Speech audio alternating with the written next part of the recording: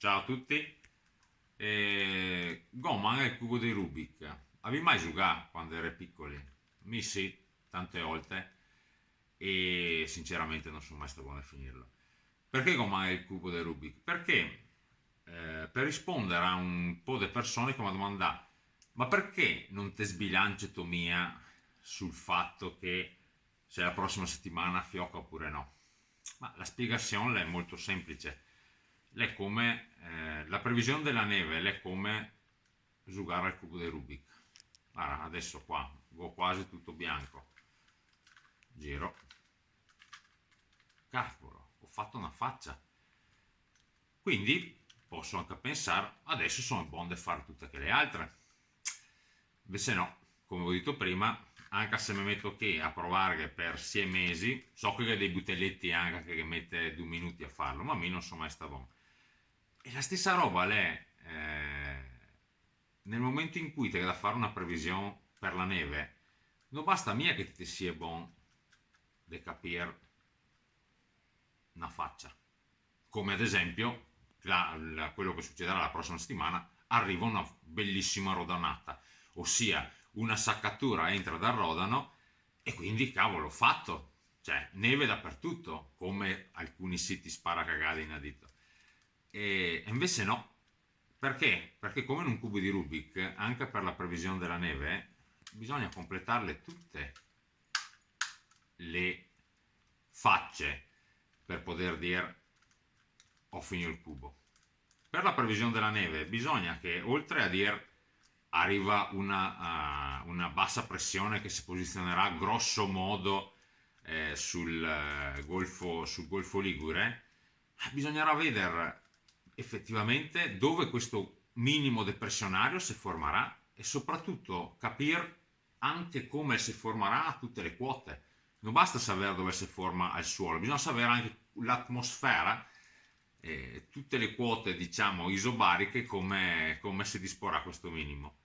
In secondo luogo, sarà un minimo lento o un minimo veloce? Perché più sarà lento, più che probabilità che porti precipitazioni, più sarà veloce e scappa verso sud e ciao ciao. E soprattutto farà sì o no freddo?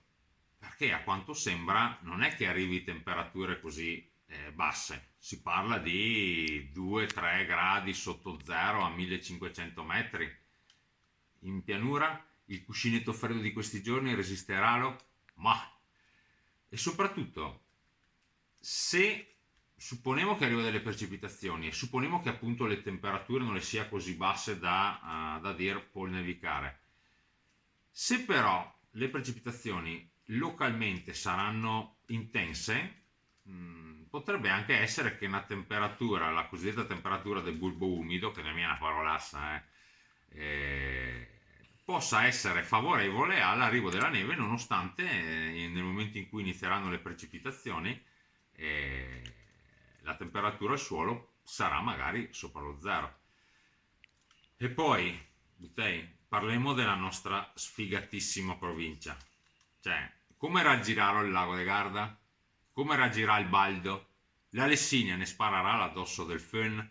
E tutte domande a cui in questo momento, domenica 20 gennaio, non hai ancora risposta.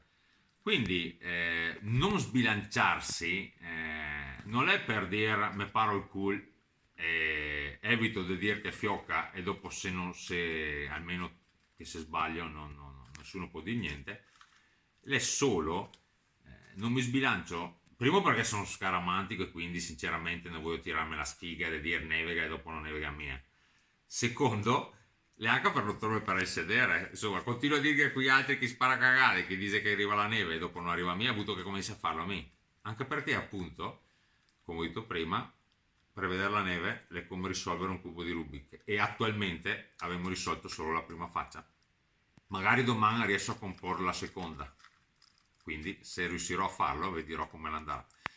Ciao!